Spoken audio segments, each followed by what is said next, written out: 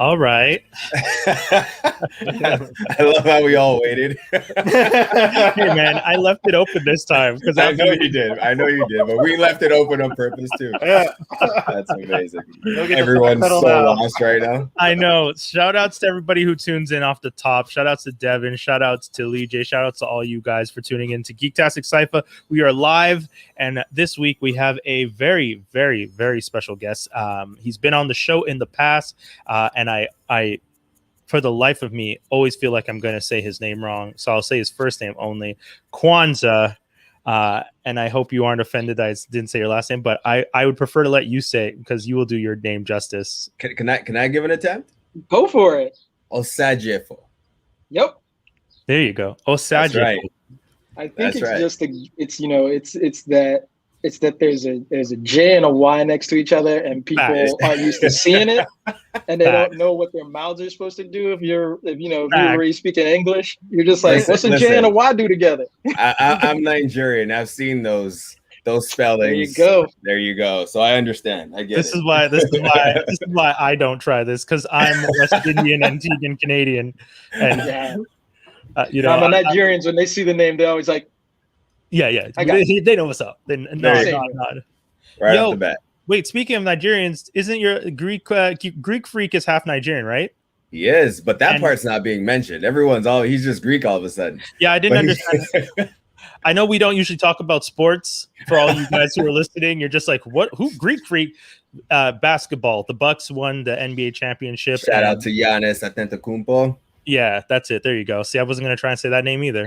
Like the first time I tried to say Galifianakis. Send all the names my way. I couldn't say Galifianakis for the longest time, and I only knew how to say it because I kept listening to interviews with him. And I was just like, oh, that's how you say that weird-ass long name. You just got to take your time and enunciate, man. That's it. I know. That's it. I'm an unfortunate lazy soul. I'm sorry, folks. But hey, I can't pronounce any names, not even my own. That's why I changed it to Holiday, because it's way easier. So, guys, we are here with Kwanza. Kwanza, it is an honor and a pleasure to have you on the show. Thanks for having me on. For anyone who has not seen or heard this name before, do your research, because this man is going to be doing amazing things. Kwanza created the Black Mass comics, right? You guys... Black Mass existed before we did. But, okay. Well, it kind of came in and popped it off. Yeah. I'm not trying to, I'll let you say that. I'm not trying to put any like trouble between you and the crew. Everyone who's working there has been doing great work. I just know that I discovered it mostly once I started reading Black, which is a title that you are the creator of, along with your team. And you wrote Black AF, America's Sweetheart. You have, and then you just recently had White, which is dropping its second print today. I was told. Today. Yeah, that's crazy. That's amazing news. I remember when you were starting out. Like I was there from the beginning. But yeah. I remember at the beginning. This was like a Kickstarter thing, right? Yeah. So the original idea for Black, we started as a Kickstarter because Tim and I, I'd come up with the idea like 10, almost 15 years ago. I hit him up with it to like design the characters, and then we kind of just sat on it for like a decade. And then we decided, like, times have changed. Things like Kickstarter were there. Technology was really empowering a lot of independent creators, and we just threw it up there to see what would happen. Like, I had no idea, just like, all right, we can put it up there. It's like, but I have made comics professionally, working at both DC and Marvel. So I was like, if we're gonna do it, we're gonna put the crew together. We're gonna do it like top notch, and ask for the real amount that we need. So it's like, we got Jamal Eigel on the interiors. We got Carter Randolph on the covers. Sarah Litt is our editor. So it was like a strong team. We're like, $30,000, guys. That's what we need to make this happen. And we hit that in like 3 days, and then I didn't know what to do. So like, you know what's crazy? It's timing, right? At the time, the story you were trying to tell with Black, I feel, was resonating with the times. Almost, right? It was a weird thing, because it was in the sense that, like, it was, we did the Kickstarter, then Black Panther hit the like theaters, and then you had then you had Get Out following right up. So the heat on that, I think, like, Issa Rae's first season, I think, of Insecure was out around that time too. So yeah. black people was just popping. It was like, what? And black stories? People want to pay money for them? And Luke Cage and Black Lightning had both come out around that that time frame. So it really was like the perfect zeitgeist moment where everything was blowing up. Yeah, I think so, because the phone was ringing on day one of the Kickstarter, and I was just like, we're just trying to make a comic. Y'all need to calm down. Yo. It's like, let me do step one first. And I'll ask you this because I heard the story about the comic Wanted from Mark Millar, that he sold the rights to make the movie just off the first issue alone. And that's why the movie and the first issue are so different. When you guys were working on it, was there this thought of like, well, let's finish it first before we even think about what, because all these calls are coming in, people are already getting hyped for what you're doing. Right. How did you kind of resist at that moment? Well, if there's one thing we all learned how to do very quickly was say no to things, because, it went from like, we had a movie offer the first day of the Kickstarter, like came in, and I didn't even have a lawyer, manager, no representation. I was just, and when I say like all we were trying to do is make a comic, I mean that. Like we're just like, I don't even know how to answer your question. You want to give us a making comics, we enjoy reading it, we just want to do something creative. Period. Right. And so it was kind of like a quick scramble to get all of those people together. Unfortunately, I just happened to have like the right network of people in comics and entertainment that I could just call and be like, hey, I don't know what I'm doing. Like, hook me up. This thing is getting out of control. Yeah. And that's legit. Like that's it's one of my favorite things to say, like, I don't know. It's like, I don't know. I'm not going to lie to you. It's like, I don't know how to negotiate this deal. That's what lawyers are for, Right. And then it just became like a thing of like, a lot of studios and people coming at us and wanting, having their vision and wanting to like, put it in a different medium, like toys, the games, and just, being able to say like, I don't know if that's the right time or the right move, or I don't know, like, and be okay with that, because when you get that first bit of attention, your instinct is like, yeah. Well, I was just going to ask, how did you temper that? Because like that's fear. Yeah. Okay. Wow. Fear big. And doubt would temper that, because it's like you don't want to make the wrong decisions either. Like you appreciate the fact that like suddenly a lot of people want to work with you and stuff like that. But I've always wanted to work with people who want to work with us, because that's the whole team. Like when I approached like Jamal and Kari about it, I didn't expect them to say yes. I was really pitching them on the idea. Like I pitched Kari with just like a little like set up on my phone, with the tagline and stuff like that. And he said, yeah. I was like, all right. Like I called him later. I was like, so remember you said you had to doing this thing? He's like, yeah. I'm still down. He's like, no, I remember. I was like, because we was drinking. They say yes to a lot of things. And and Jamal, I went over to his house. Oh, like wow. I showed up at his place of living and did the whole like spiel and stuff like that, because he's just somebody I respect so much in industry. I respect his work ethic. I respect him as a person. I respect his talent. Because I had done a project with him over at DC called The Ray. And, I already knew his work, but I never saw the man. When you talk about a mastermind, that's Jamal Igle. Like, He's a storyteller, like, through and through. And I like that because it's my first project. It made it it made me feel a lot more confident to be able to say, like, hey, look, I don't write scripts like everybody else. I'm just going to tell you what's going on the page, and then I'm going to come back with the dialogue later. And like write that out. But what I'm telling you on the page isn't like panel 1, he stands across the street from, like, I don't do that. I'm just like, here's point A to point B. Here's what's going on in the story. Here's some things the characters might say to each other, so that like if you want to do something with like expression or like, hit a comedic beat, you kind of know like the tone, and then just let him do what he does. So it's like Jamal's more of the director. Figuring out the breakdown and how things fit together, right? Yeah, because that's not my lane, and I don't really want it to be. Like when I stepped away from trying to draw comic art, I really stepped all the way away. Oh wow! Like I just like it's like that's a skill that I'm not gonna focus on, and I appreciate you for you focusing on it, because that's a real thing though, right? Because I don't think people realize sometimes you can't be the jack of all trades. Like you really do have to focus in on your own strengths, and then just have people around you to kind of fill in those blanks, right? Absolutely. That's the whole that to me is more effective than you trying to do everything yourself.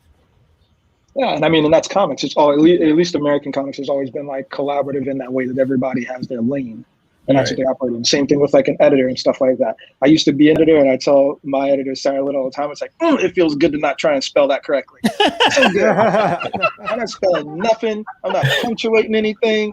It's like, you're just gonna come through here and like make me not look like I have a learning disability or something like that. But that's good though, right? Because then you can just flow, right? You don't have to worry about those things at all. Yeah, that's awesome. That is amazing. I wish I had a life editor, because there's so many times when you're writing things and you're just like, God, I gotta use my brain right now just to figure it out so I don't look mad stupid in this email. Yeah. The only time like when we have any sort of like thing where like it's a real discussion and stuff is just like dialect, because I write in dialect throughout the comics, and I try to emulate certain accents, certain ways of talking that are regional and stuff, which is a weird thing to try and do when in my head I'm not telling you that this character's from Chicago or this character's from like North Carolina, but I'm trying to show some of those things and some of those like like those verbal tics, that exist, particularly in like African American like dialects and ways of speaking. Right. And for some people, they feel like it's a little bit like much and stuff, but I don't care. Right? That's the thing. You have to exaggerate it. There's no way we would have known Gambit was Cajun if they didn't exaggerate it on the pages. You know what I mean? Right. Yeah. Or Rogue being Southern. Yeah. Exactly. Yeah. Exactly. So, or even like, and in fact, even any of the characters being of any like background, because I mean, like, how many times does like Sunspot say "Adios mio"? I'm like, yo, come on, man, with this like, Speedy Gonzalez stuff you're doing up here. But they're just those little like notes. It's like I don't think I've ever met a Russian in my life who says "Bozhe moy" or whatever. But Colossus, that's like punctuation.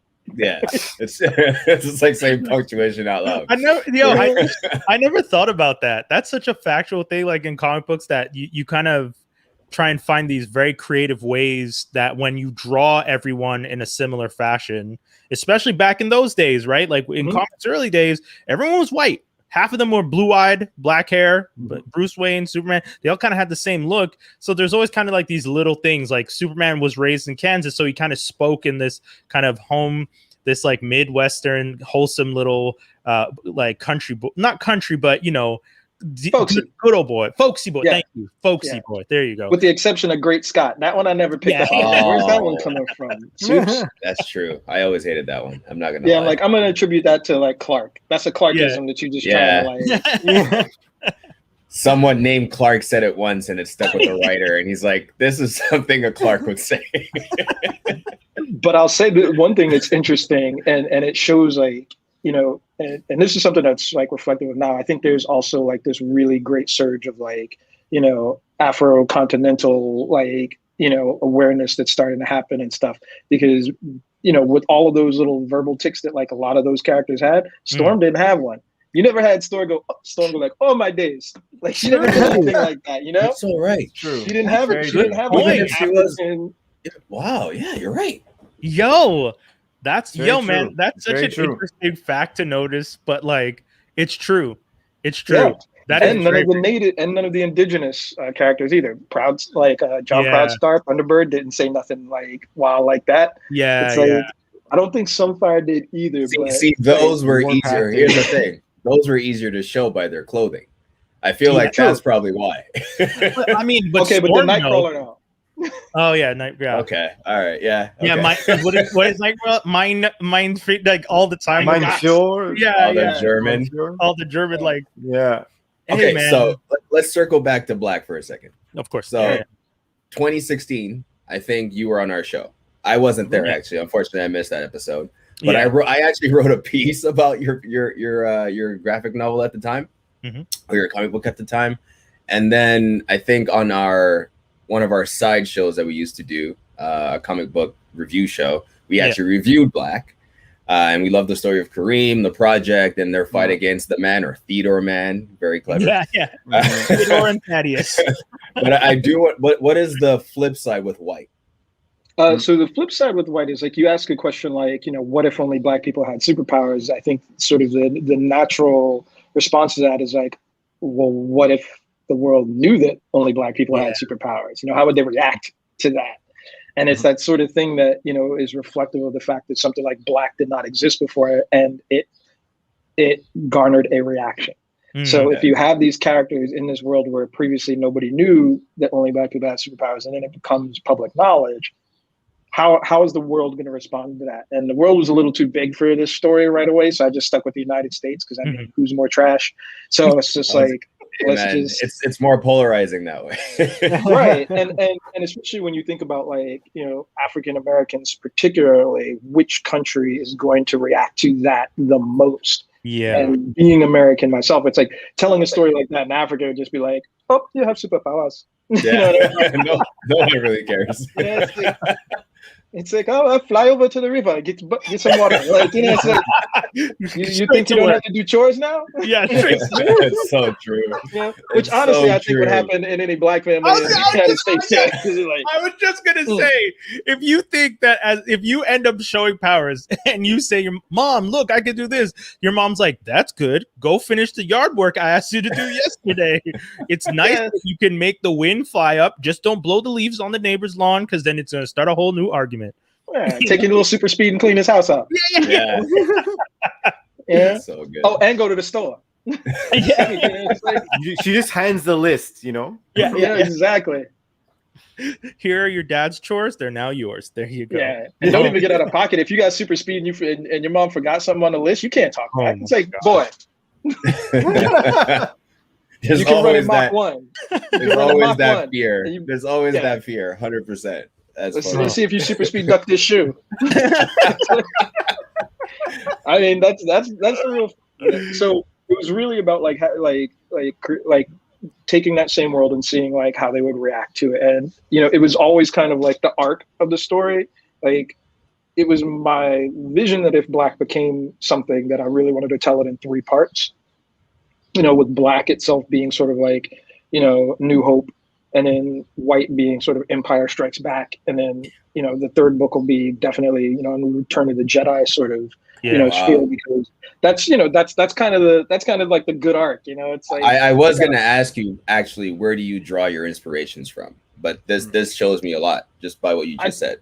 I think in terms of like that sort of 3-act trilogy structure, like that's definitely like one of the influences and stuff. But I think overall, when it comes to like what influenced me, like I love sci-fi. Like that's what attracts me to comic books, particularly superhero stuff, because it's only really superhero in the context of how American comics got like reduced, you know, to superheroes, because people just burning everything else we made, like literally. You know what I mean? It's just like, it's like, all right, so capes, right? Cool, let's y'all ain't trying to set people on fire. I'll stay here in my lane. Yeah, and that just kind of became the genre. Which is great, and those are the things that inspire me. But I've always liked the sci-fi element of superpowers, because they're all steeped in that. Like, you know, Tony Stark built a mechanical suit that gives him all these like technological abilities. Like the Fantastic Four flew up into space, you know, like Jeff Bezos, and you know, and got superpowers. Tell me y'all wasn't thinking that when you saw it. You just like, oh God, I saw that. Have you guys seen the pictures too, when they came back and they showed him, his friend, the elderly woman, but they redrew them as like the Invisible Woman? Oh no, I haven't seen it. I've been seeing that. No, Kevin Feige was sitting there like, yeah. Now, we announced it. Yeah, but you don't. Stop trying to live it. If Reed Richards doesn't turn out to be a billionaire egomaniac who wants to take his fam up into the like upper sky, I will be surprised. That would be. You know what though? I'm not even mad if they tried to make that. I know a lot of people are still debating how they need to introduce some of these characters, but I'd be interested in seeing possibly something different. You know, like I'm okay with making subtle changes, because you know that constant debate of sticking to the source material and being true to it. You know, we always say on this podcast, you can, if you're going to do it, you can do it differently. Just make sure you're doing it better and you're trying to flesh out the story, you know? Yeah, exactly. Yeah. And I mean, you still can keep true to those things. Like that's what makes that real life thing interesting and funny, but also relevant, because we all thought the same thing when we saw it. We're like, man, that's for, you know, it's like, there you go. is there anything specifically in your comics that you're creating, in the universe you're creating, that you're okay with, like, when if they're trying to adapt, you're like, okay, certain things I understand they will try and adapt and we'll have to change a little bit, but is there any one specific thing that you're just like, but this needs to stay this way because it means this, and I need that people to see that? Yeah, only Black people have superpowers. Yo, that's it. Like that's the premise. whole premise. So Right. it's like, don't get funny. Yeah, I don't want to see all of a sudden it's just like, oh, so we took their powers and did this. Like, no. It stays the same. It's always there. That's not the point. Without naming anyone, I imagine when you started getting those calls, the premise, only Black people have superpowers. How many times were you asked, like, but what if we could? None. No. So that's actually been a good thing. Like, again, back to what I was saying earlier, and like never and learning to say no to things. It really was about finding people who wanted to work with us and who understood what the idea was. And you're definitely going into other mediums and stuff like that. So even with Warner Brothers coming in, it was about, we understand Black and we want to do this story. And me also being like a fan of like Kubrick and saying like, look, The Shining is dope. The book is what the book is, but don't make the book into the film. And that's what I've always said. I was like, please, keep the elements that make this recognizably Black, the characters, the themes, like those things. It's like, but if you try and make this comic book into a film, it's going to be trash. Like, I'm just telling you.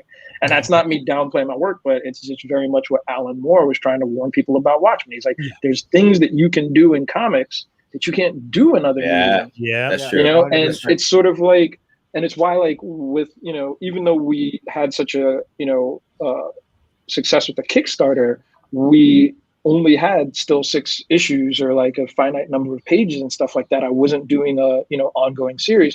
So there's a lot of like things that I had to play on comic book tropes or like, take shortcuts because I knew the audience just understands those things. Yeah. There's things that I don't have to explain, Yeah. Right. Unless sorry, you brought it up, but I was going to ask you later on, but Warner Brothers. Mm-hmm. So I heard, or I saw some articles about it back in October. I just was wondering, where are you in that sort of process right now? And can you talk about it? I can't talk about much, but I can say that I have read some things that have made me enormously happy. Oh, awesome. They're taking the story into territory that makes me mad because I didn't think of it. Like, which I think is always a great thing as a writer, to see like somebody else's vision of your vision and then feel like you're just like I straight up said like, hey, I might steal some of this. I'm not gonna front on y'all. It's mine. So what you gonna do? That's fine. So it's your seed, man. I'm gonna cop some of this. I'm straight up telling you right now. I don't want to see a cease and desist on nothing. like you have me on video, an email. I'm telling you, I'm stealing it. So, that is awesome. So it's just been like some really cool stuff that, again, also you can only do in film. There's some aspects that I've seen where I'm just like, you can't do that in a comic book in a way that it would come across in film. There's certain things in terms of like action and beats and like dialogue and minutes that they're 2 different mediums, and that's okay. You know what? That's an interesting. Okay, now that we're on this topic, let's go to mainstream comics right now. Why do you think Marvel is so good at it then? At mainstream comics, or at translating the things we see on paper that looks corny and making it look not so corny on screen? I think because, one, they're having fun. They are having fun. Like, DC is not having. I mean, you're working with Warner Brothers. Let's not go there. No, look, man. Like, I don't know if you guys ever watched like Last Week Tonight with John Oliver and stuff like that. But if you can't joke on if you can't make jokes about dad, come on. Yeah, I mean, it's true. Yeah, he is the best at that. But yeah. But I also think that people at Warner Brothers would say that about themselves and stuff like that, where it's just like, oh, here's where we could do better, or here's where it's like this really worked with like Shazam. Yeah, it's like, but I think the difference with Marvel is that like they really leaned into the fact that like.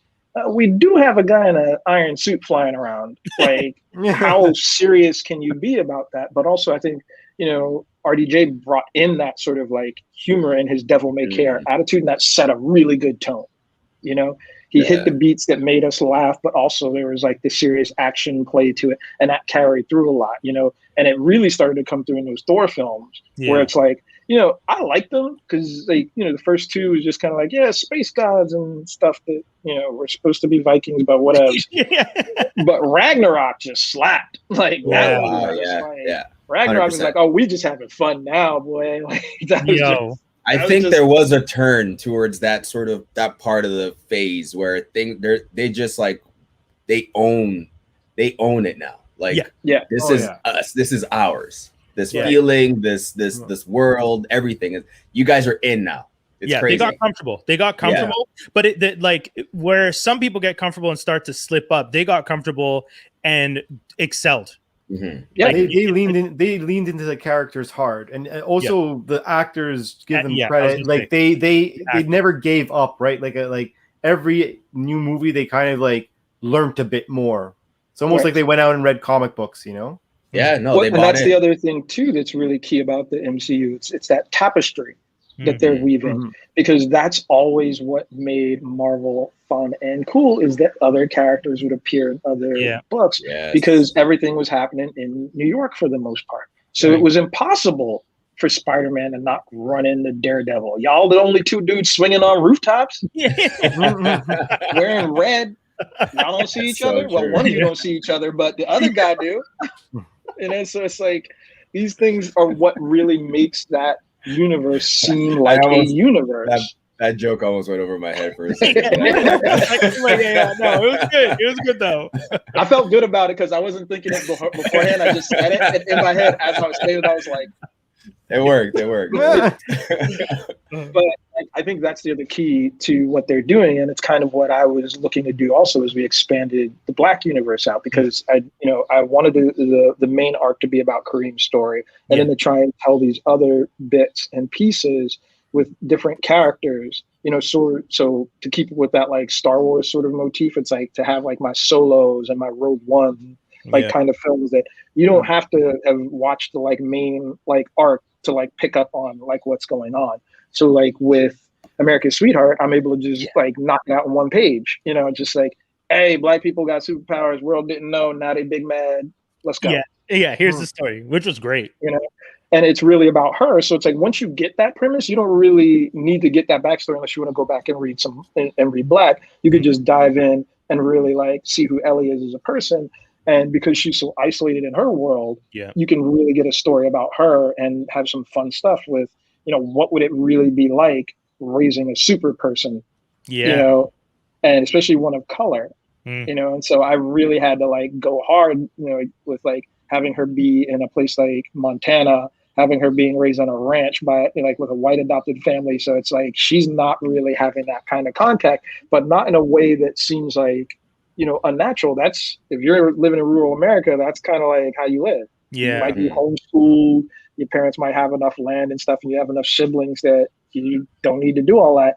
And she just happens to also be able to fly and be completely invulnerable and stuff like that. So, you know, I thought it was something where you could really have an interesting, you know, story be told, that character who's also raised on very, you know, conservative Americana values as well, you know. So those things are all part of like showing different types of like Black people, because that was another goal of the story was, you know, so much in like mainstream comics, you just got the Black guy, and they have to be like everything, you know, in the story, or nothing sometimes. You know, it's like everything or nothing. So it's like, you know, you got Cyborg. It's like, oh, here's Cyborg. He's Black, or like 1/3. Are you trying to make a statement? Also, like, why is he just driving everybody around? Like, he didn't do that. It's like, you know, but that's, you know, you get in that lane and stuff like that. But he's in a room with 7 different archetypes of white guy.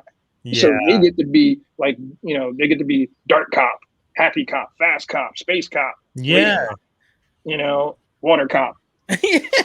And you know, it's just like, that's the thing, and I feel like that, if anything, is reflective of how we feel regularly, right? Like anytime, like, you know, I remember SNL had that joke just recently where they were doing like this fake news segment, and, you know, man breaks into blah blah blah blah blah blah blah, and then at the end it's just like white, and the two black journalists go, yes, like, God. Because it's that idea of like being black, you represent the whole community. So every time you do one thing, the whole community is seen doing one thing. That's true. That's a horrible amount of pressure to put on one person. And that's the thing, right? So that's why, like, when you're writing a comic like this and you have these characters, like X is such a amazingly interesting character, because you can tell that the like man and that whole crew is really trying to put every action that X does represents all black people with powers now. At least that's how I felt when I was reading it, and the little bit of white that I was reading, because I didn't want to read the whole thing because I wanted to have the conversation first. But that's such an interesting thing to me, and did you feel like that came naturally, or was it something that you thought of when you were writing it that way? I mean, there's a lot of like metaphors. There's a lot of like themes that I tried to like kind of like get all in one book, and some of them are like a bit more pronounced, and some of them are like light touches like that, because even Kareem's power is like representative of like black endurance, our ability to overcome certain things. So it's like people will often ask like what his power is, and I was like survival. Like he survives. Interesting. Okay. Yeah, no, so he doesn't just adapt, he survives the things that happen to him, and he grows stronger. And it's one of those things that I just felt was like so key about the African American experience in the United States, that I wanted a character to sort of be the sum total of that in his ability, and that sort of be like a statement for like overall black superpower.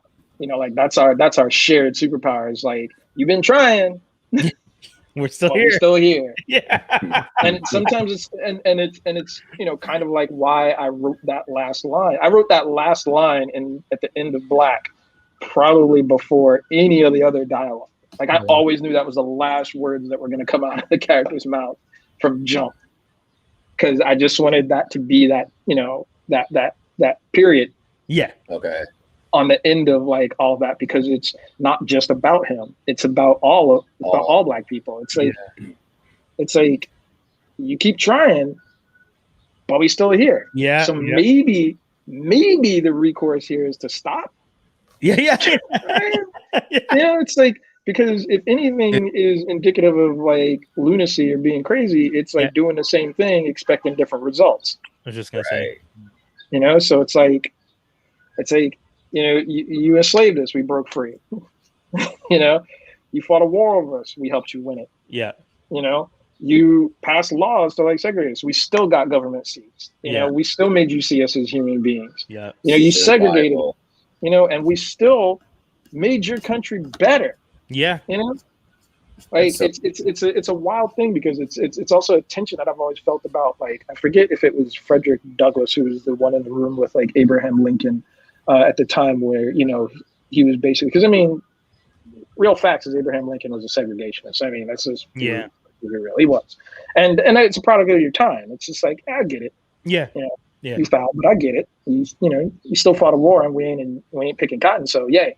But he gave up the offer to say like, hey man, look, we did the whole freedom thing, but they still wilding out. My boys, they don't want to fucks with you. So I'll give you some money, some cab fare, and you could just head on back to Africa. Yeah, like And FD was just like, do I speak Swahili? Yeah. Like, it's like, we done fought and bled. We won your war for you, man. Yeah, you can't just And you can't even just give us daps. Like, no. The soil is literally soaked with our blood. Yeah. Right. Yeah. It's like, built the house we're standing and talking to you. Yeah. So for reals? And you're trying to keep us off. Yeah, man. Yeah. And you're going to give us money to spend where? Yeah. It's Africa. Your U.S. currency doesn't mean anything. Here, just go over there and have some fun. Yo, man, that's true. That's something that I've been I didn't know that about him, Abraham Lincoln, until recently, and I've just and it's so funny that you brought it up, because it's like, once you know something, you all of a sudden start hearing it more often. Like, I feel like it's just and I'm like, again, like you said, he did what he did to help, but at the same time was just like, I did it, but I kind of want y'all to leave.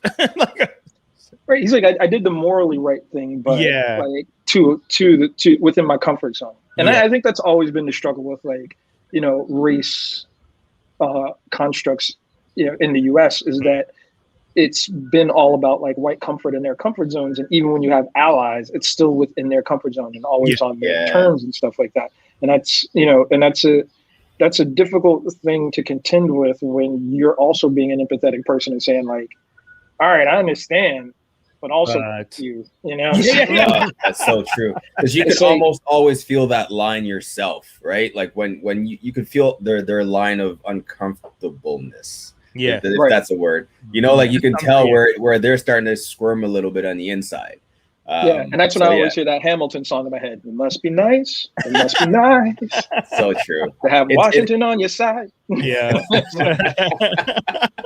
Like I felt that song hard. I think a lot of people did. I was like, y'all talking about politics, but I'm hearing a different song. Damn.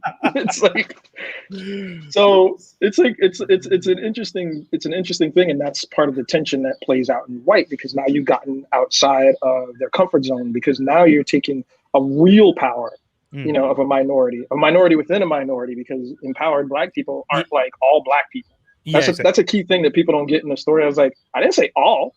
No, only. Yeah, it's just only, and it's not like a large percent. So you have a lot of people like, oh, was it like 5%, something like that? It's like 0.5, you know, but it's growing, you know, and like that's part of like, you know, with Kareem and other people showing up and stuff like that. It's something that's like going to be coming to a head, and you know, it's one of those things that like when I hear people say like, oh, if Black people have superpowers, why was they slaves? It's like, all right, so let me put it down for you like this and stuff like that, because you've had white power fantasies your entire life. Yeah. And it's like you had white power fantasies your entire life, and Superman and every other man that has been a derivative of him, and we get one, and all of a sudden you think that a flying dude can stop bullets? Like, what if you ain't invulnerable? Yeah. You know? Right. It's like, oh, I can control water. It's like, all right, I got a tank.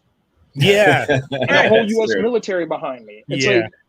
It's like it doesn't. It doesn't just flip us over to being in power, right? Like you know, like I hear so many. Like I've had this conversation with some of my friends where it's like, if we could go back in time, you know, and you just gave weapons to slaves, it's just like, yeah, but what happens when entire armies of these people start showing up? Like, you know, unless you're time traveling ammo through portals, they're gonna eventually run out. It also depends. I mean, what I would probably give like ancient Africans is context. Yeah. Like Anansi and like American gods and stuff like that. Be like, hey, let's have this. You did it too late. I was like, well, on the boat, Anansi, you could have said that.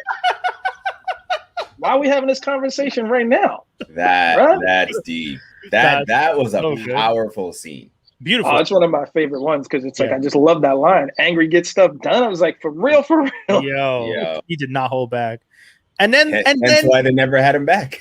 Right? I was just gonna say, and that's exactly the story. We talk about the empowerment, we talk about their comfort level, and then he, you know, we've all heard it. He talked about how he was asked to help with writing. He wrote some of that stuff. He probably wrote that whole piece. And then once they got uncomfortable with it, it was just like, we don't think we have a role for you in this upcoming season, but you might be able to come back. It's just like, are you fucking kidding me? Like, how are you had me build all this up. Shadow Moon is a Black man. This is part of it seems to keep happening though, right? Like Lovecraft Country. You can't really ignore that. That's a weird one I still haven't wrapped my mind around. And I feel like I need to go to petition.org and just like get up and I honestly, because I'm like, yo, you let all these fools get the Snyder cut up, but we can't get a season 2 of Lovecraft Country, right? And Sis been dropping all the like seeds of like, this is what we was gonna do, and I'm like, and have you guys heard the like people are saying like, you know, the reason, and they start explaining like, oh well, she was possibly gonna work a deal with Apple, so they canceled her show so that she couldn't get promoted, and also she finished the source material, so you know we weren't really sure. Handmaid's Tale finished the source material and got to keep going. Game of Thrones. Game of Thrones, I was about to say, past their source material and got to keep going. Watchmen, at least we got the Watchmen season, but then again, it's that whole thing that of should have been continued too. I don't see a reason why you couldn't. Yeah, but Watchmen hit so hard, they kind of mic dropped it, so it's just like. Yeah, it's true. It's like true. Watchmen was like that time. I don't know if you ever seen that video where like Black Thought just like spits for like 10 minutes. That's what Watchmen was like, where you was getting sweats from jump. He was like from jump. Man, it's still going. Yeah, yo. It's true. And I felt like from the very world first realized, scene. Yeah, like it's just like I that one episode with like why am I forgetting his name right now? The Black Hood Hangman. Oh yeah. The no, is it Black Hooded Justice? That's it. There you go. Right. I jumped up after that episode was over. Yeah. My wife was in the back, and I came back in the back room, and I told her what happened through the entire episode, and I prefaced it with, "I don't care if you don't want to hear this." Yeah. Because I gotta talk to somebody about what I just witnessed. It was so cathartic. Yeah. It was so wild. It was so black that like I was like. I was on my heels at the end of the episode with just like, did any white people see this script before you put this out? Like, somebody would have stopped this. Like, for real. I was definitely shocked too. I mean, that whole show shocked me. Like, I was like, I can't believe. Starting with the Tulsa, I mean, how many people learned about Tulsa from that HBO show? Like, how probably crazy? 80% of the population. Oh yeah. And I knew about it because I happened to be at this event called Culture Con over in Brooklyn, and Regina King was on stage, and she gave that little tidbit. I was like, because you know there are only black people in this room. Go ahead. Yeah. And she said like it starts at the Tulsa massacre. The whole room just went. What? That's crazy. Like the whole room just leaned back a bit. Like, we are gonna be there premiere day. Thank you. Yes. Like, no. And to see to what extent they show what happens and the ripple effects of that within the show is what's even crazier. That I'm glad it was allowed. I was just shocked that it was. You know what I mean?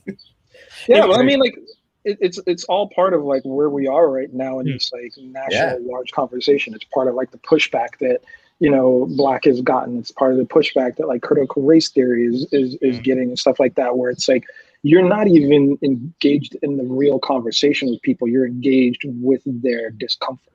Right. Yeah. That's true.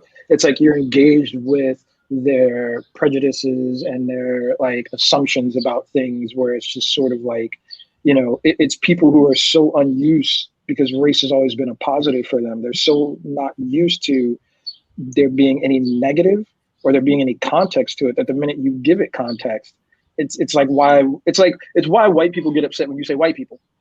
Yeah, I've never heard anybody say white people except for the one that's in our chat, our podcast right now. People know what it is. They're just idiots. Well, exactly. The only reason we would have Dave on the show is that, right? Like, that's part of it. Like, anytime my like litmus test was, if I say to someone, white people, and they just nod and they know they're not included in the group because they know they aren't acting that way. Yeah. Like when you say white people, I know I don't act like that. So as a white person, I don't have to identify with the group I know you're specifically referring to.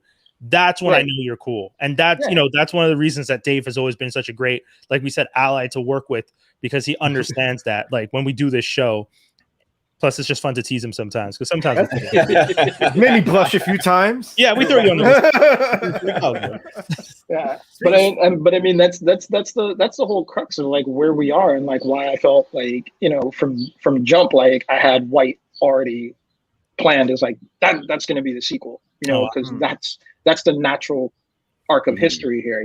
I even had man becoming president before this foolishness happened. Yeah, I was gonna ask. Because people keep asking, you're just like, oh, did you do that because he became president? I was like, no, I did this because of James Baldwin. Yeah. I don't believe what you say because I see what you do. And it's like anyone who studied history knows that if you just ignore it, you're just going to keep repeating the same stuff. It's like, 100%. I'm not looking in a crystal ball. This is who you are. This is how you react to stuff. It's like, the funny thing is like, so the first page of White, And in other pages of each issue, I take and reenact a scene from the headlines, a real scene. So the first page of Black is dedicated to the murder of Philando Castile. That's who that is. Yeah, that's what's happening resonated in that with page. me. Yeah. And the thing is, the people who are in their discomfort zone, who aren't actually reading it, is like, that's unbelievable. I was like, that's fact. Yeah. That happened. Yeah. I may have put ridiculous some sci-fi as it color sounds. on it. Yeah. You know? It's just like when people were just like, oh, the cops just wouldn't come out and shoot. I was like, tell it to all the dead Black people. Yeah. Like, what? That's deep. Like, it's true. Like, it's true. Yeah. I'm not making this stuff up. It's like y'all think that like somebody can shoot like red beams out of their eyes, but a cop shooting a Black person is fiction to you? Oh, that's deep. So sad. Like, yeah. Like for real. Yeah. Like I love like it's that cat on Nerdist. He has that show where he talks about the physics of superpowers and why that wouldn't work. Oh yeah. And I'm like, I love that because I love that kind of yeah. And it's just like you believe, like, you don't even understand how physics work enough to understand that the Speed Force is some bullshit. And I love the Flash. Yeah, it's like that's not how speed and mass work. that Snyder cut proved it even more that that's not how it works. With the Flash reversing everything. Oh my god, that just ran. I mean, look, that movie, like the cut was a bop. There was some fun stuff in it. I mean, like if he had just done less slow mo, it would have been an hour and a half. Dude, because that's what made it like 4 hours. Oh my god, like, the Wonder Woman scene that was lit. Like she came down, it's like Wonder Woman. What's up? What happened to you in '84? Yeah. Oh, man, God. There were some folks in my house who liked that film, and I was just like, we still family, but like you didn't evict questionable. Yeah, I was just kind of like, y'all don't know about this. You just enjoy the action. That's fine. I'm not gonna spoil it for you. That's why I never want to go. I want to switch gears a little bit to go back to your childhood. What was your favorite comic book character if you had to pick one? See, that's really tough. I can tell you that the comic book that really made me into a collector and brought me into the culture was Power Pack, because I was young when I started. Oh wow! Like, I'm talking about like grammar school. Like I had started reading comics before that, but that's what turned me into a collector, and it was because they were kids like me. They were kind of in a similar neighborhood in some respect to where I grew up. Kind of. I mean, like. Did you like the return when the Fantastic Four returned and Reed let them go? I don't know if you read that one recently, but when Reed Richards and his family come back, he kind of just tells Alex, like, okay, I'm leaving you in charge. You guys go continue the work we were doing. The Power Pack just goes off into the abyss now. Kind of, because I mean, it was like when I say I like Power Pack, I'm still a fan. So like, I'll get deep on the like things that like I liked and things that I thought was just wrong. Oh, cool. Okay. Like to the extent that even in the new series, I was like, Julie's hair is not blonde. What are y'all doing? We have like 60 issues of this girl being a redhead. Yeah. Do y'all not see color? Like, that's so true. Like little details like that will just make me mad. I'm just like, what? Real fan. What is this mess? Yeah. So I'm a deep fan. So, I thought that was interesting and stuff, but I've always felt that it was like, that was one of those wasted opportunities, especially where Marvel is right now, where it's just kind of like, oh, so you let Big Hero 6 come and stunt? Yeah. You do a Power Pack yet? Yeah. That's money on the table. Yeah. For real. Facts. Like 4 adorable children under the age of 12. Yeah, it'd be a good way to introduce them to Franklin Richards too. Yeah, I'm like, come on. What you doing? Like what you doing, Disney? Like, but I think it might have something to do with the fact that I think Power Pack rolled under like the Fantastic Four license, so maybe that was like out of bounds for them at the time. So hopefully we'll see some stuff. Okay, yeah, it makes sense. But with all this multiverse stuff, who knows? True. Yeah, we were just talking about that last week. But that's what brought me into the culture. That's what made me realize that I had to come back month after month, and like just because I was a kid and I wanted to see kids going on magic adventures. That's so cool that's your starting point. I don't think I've ever met anyone who quotes Power Pack as that's cool. Like I mean, it's like when you're that age, what were you reading? You were reading like Narnia. You were reading Literature Bithia. That's what was in the library. Right. And Power Pack was that. They tapped right into that. And that graduated me immediately to New Mutants and X-Men and stuff like that. And that's how I became and it was good because it was progression. It was a graduation with my age too, Eventually Power Pack canceled, but I was already at that age where it's like New Mutants, like Bet-Belevins, like let's kill Cypher and all that stuff. And then the X-Men was just always wild. So I was just like, all right, I'm gonna get with this dude with the knife in his hands. And now we're just in like the greatest X-Men territory. So like I'm back reading that. So is there any specific moment through like your comic book journey where you're like, this is definitely what I want to do as my career or anything like that? Was there anything like definitive or any like issue or book or event that made you say like, yeah, this is it. This is what I'm going to do? Milestone. Oh yeah. Yeah. It's Milestone. Like, I mean, that's basically what made me think of it as a profession. So, you know, in high school, this very Black thing, even though I know it was, you know, the intention was to be multicultural and representative, I was like, yeah, I got eyeballs. I see who's on the cover. Yeah. But you know, it was like Static Shock, Blood Syndicate. It just like kind of blew me away. I'm a Blood Syndicate fan, so I wish they had come back with the revamp. But I kind of understand that that's like maybe uncomfortable territory. But I was like, yo, that was hot. Yeah, like, people are asking for Icon these days, so you might get that. Who knows? I mean, like it's all good, but I just really like Bob with Blood Syndicate. I loved like Chris Cross's work on there and stuff like that. He's always just been like, you know, somebody who I was later in life blessed to work with. You know, it was like full circle. You know, that's so cool. But it was, you know, that made me realize that it was a job, and there was people there, and there's people who look like me. Yeah. You know, there's characters that look like me, and because there weren't people who looked like me in the industry, that's why I wasn't seeing characters like me. So, you know, that's how I ended up calling up Milestone and being like, yeah, I'm the hot new artist. I'm not 16. What? look at my stuff, you know? And so I ended up sitting across from Dwayne McDuffie, pitching him my like chicken scratch. And he put me on, you know, he let me know, like he put me on game. He was just like, he basically gave me the green book for comics. He's like, here's how you approach editors, you know, also remember your skin tone. Like, this is what you're about to like go into. But if you're passionate about it, you know, this can be a career for you. And I kept those crib notes, man. And that's how I ended up being an intern in Marvel and like just getting in, you know? Yeah. Dude, that's so crazy. Like, sitting across from him must have been such an amazing experience. Like, I can't even imagine what, like, knowing what he meant and what he means to, like, young blurs everywhere, and the inspiration. It's like, I didn't even know, man. I didn't know who I was talking to when I came in there. And they put me in the office with him, and like, you know, Dwayne ain't small. Yeah. He's a big dude. I'm only a few years into puberty, and it's like I was talking to like a mountain. Yeah, you know, it felt like when, you know, Goku goes to like heaven and he's talking to the Bull King. Like, that's what the size difference felt like to me. You know, just standing there before somebody, just like, yeah, so I came up with these characters.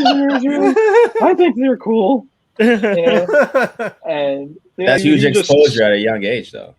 Yeah, and he was just so kind and so forthcoming, and it literally changed my life and my trajectory. And I think the only thing that like really like, you know, kind of broke my heart is like I was at San Diego Comic-Con right after I had moved out to LA. So I'm gonna say it was probably like 2011 maybe with DC. I had moved out to LA with DC, and I saw him at the DC booth. And I was about to walk over to him because it's like, this is a man who changed my life. He hasn't seen me in years, and I just wanted to go over and thank him because you see Dwayne, you know Dwayne. It's like we see each other when we had comic conventions, just like by then. Yeah, exactly. So you like nod. So I saw him, and I was like, oh, for sure, I'm gonna walk over there in a second, because right then Aquaman walks up to me, not the movie Aquaman, just some dude in cosplay, asking me where Jim Lee's signing, and I'm just like, I'm right over there, man. And I kid you not. He moves and Dwayne was just gone. And that was the year that he passed. And that crushed me. Because I was like, I should have just been like, out of Aquaman, the way. Yeah. Talk to some fish. And just, you know, got over there and just giving him his flowers because he deserved it, you know? Yeah. Like I was a stranger, you know, and a young one at that who obviously was not ready. Because he told me that. He's just like, nah. You weren't ready. But he saw the spark. But I got ready. Yeah. You know, because of it. And I can't thank him enough. And that's what Black is to me. That's what this whole thing is. It's like taking that baton and running with it. It's like it was a long relay, bro. but I caught it. That's awesome. And I just started running. That's awesome. And I think that's one of those things you kind of just also, hopefully anyway, teaches you to kind of always just pass that on too, right? You could always inspire someone the same way he inspired you, or like, or lit that fire within you, you know? Yeah. A young kid came over. I was at the Black Comic Book Festival over in Harlem and stuff like that. And a young kid came over to me who had just like got on to Black and said the same exact thing that I had kind of said to him, which was like, I never saw myself in comics before. Mm-hmm. I didn't know that I could do this or be this, and now this is what I want to do. Right. Which is hard because like I'm sitting here at a convention behind my table, like, well, you're trying to make me cry up in here, man. Like I got caught up in it because it just felt emotional because I felt that breakthrough for him and understood that moment for him where it's just like he meant what he said. He's like, I don't see this. I don't see me out there, you know. And it was just something where it felt good. It felt like I was doing the right thing, you know, just Absolutely. Even though I was doing something for myself and like telling a story and stuff like that. But it's just like, I'm also doing this for the culture, you know, I'm doing this for real people. Place. Yeah.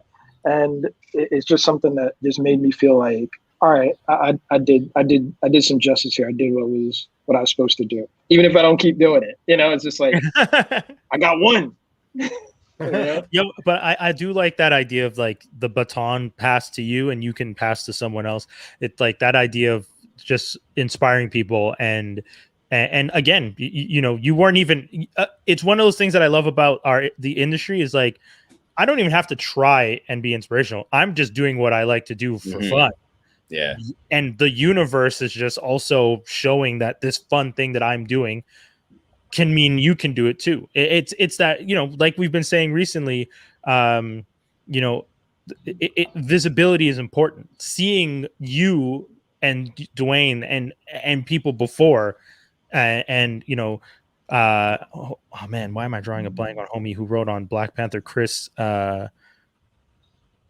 Hudlin, Christopher Priest. Thank you. Yeah. I was thinking of Priest, and I'm just like, these guys inspire generations, and it just keeps going and going. And the Afrofuturism blew up, and I'm really looking forward to what's next, man. I really am. Oh, absolutely, man. I was still working at Marvel when Priest was doing the Marvel Knights run and stuff like that. And for the original collected edition, I wrote that back cover copy.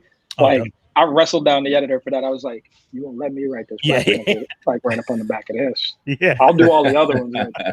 But this one, because that whole book was a flex. Like Black Panthers, we know it wouldn't exist if it wasn't for Priest. Putting his foot in it reluctantly in some respect, because he's just oh. I was like, "Dag, bro, this is what you do when you don't wanna."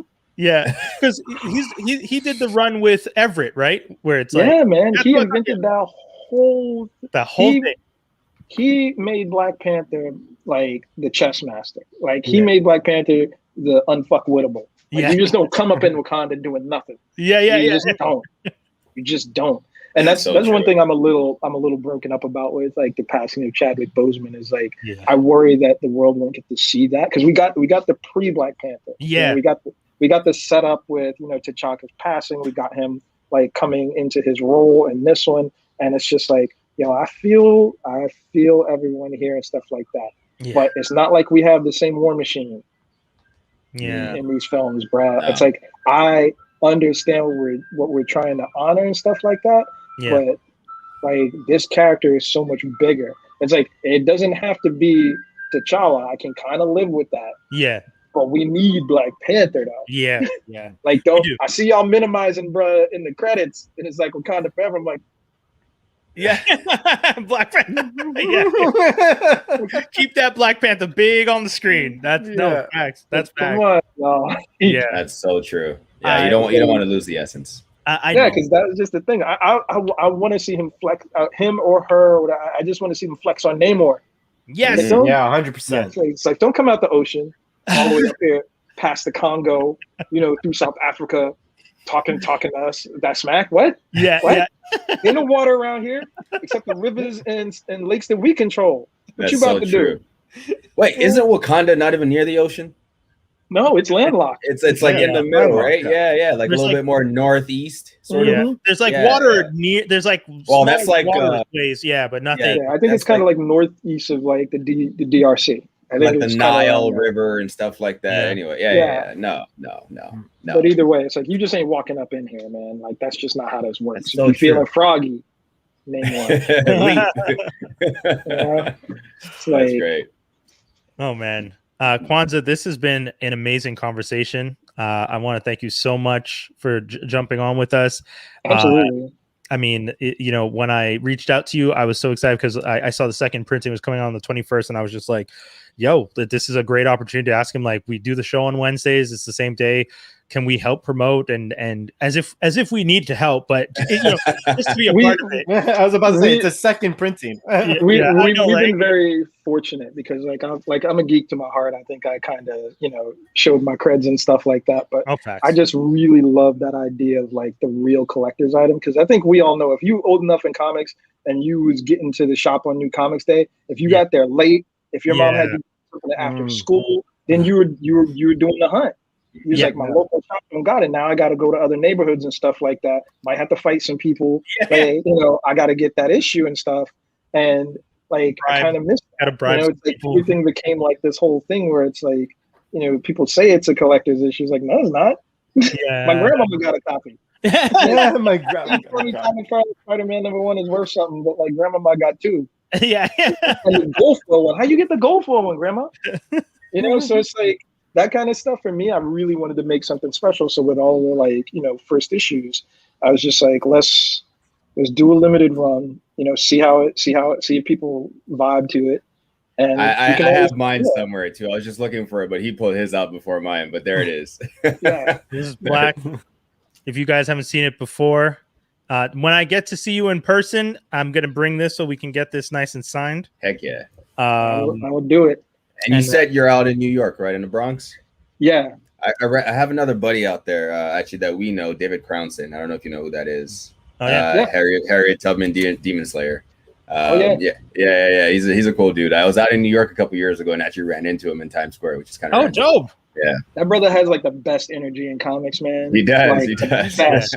Always smiling, always on a good vibe and stuff like that. Yeah. It's like I appreciate him and I love Harriet Tubman, Demon Slayer. It's like it's good stuff. There's something in that New York air that inspires you guys, huh? Yeah. It's crazy. Thanks for coming by, Kwanza, man. It's awesome. Oh, thanks for having me. Yeah, man. Thanks for coming by. Guys, we're going to go into our next segment, but Kwanza, we want to thank you. Can you let people know where they can check all your stuff, all the socials and whatnot, and we'll add that into the description after too? Absolutely. So you can find all of the Black Universe books over at blackmassstudios.com. That's our publisher. If you want to follow me, I am on Instagram at Kwanzer, KWANZER. You can also follow me on Twitter, where I'm getting into fights with randos about critical race theory. And like that's the vibe, man. That's it. Thank you for having me on. Thanks for coming, and hopefully we can have you on and you don't get too big for us. But no, that's not me. Busy, yes. Too big, nah. Awesome. I don't do that. I respect that. Thank you. All right. You guys have a good one. Peace, man. Thanks. Appreciate it. Later. Amazing. That was so much fun. Yes. Dave, I know you have to bounce early. Did you want to tell people real quick what show you've been watching as we I'm just gonna wind down? For sure. I'm actually happy that this happens because I didn't get a chance to watch Space Jam, which you guys will be apparently going into, and I don't want spoils, so this is perfect.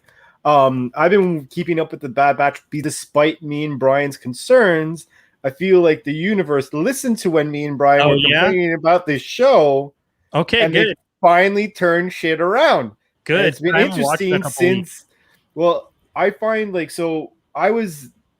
For those who are watching the show, I found it was going a little sluggish at first, and then they had 2 episodes of cameos from Rebels, from Clone Wars, and you're like, okay, cool. And then since then, I'm like, okay, you're finally answering questions. You're finally developing, not like all your skeletons that were obvious skeletons, you're kind of like throwing them out there finally, so that whatever the snowball is, it's going down the hill already. So I'm like, okay. And mind you, though, one thing I realized as well is apparently this is going to have 20 episodes or something like this. It's going to be like 10 episodes. So when I read that the other day, I was like, oh, well, maybe it makes sense with what they're doing. But like, I find they're finally kind of going more at the Star Wars 3D series pace. Like, it reminds me a little bit of how like what's it called? Rebels was a little slower, a little kiddish at first, but then it finally started getting like serious, you know? I think they're kind of doing their own version of that, but it was just more that the putting down the groundwork was a lot longer than maybe I just find it weird that they feel like they even have to put down the groundwork because they have Clone Wars and they have Rebels. And from what I'm seeing or hearing, this show is like a bridge.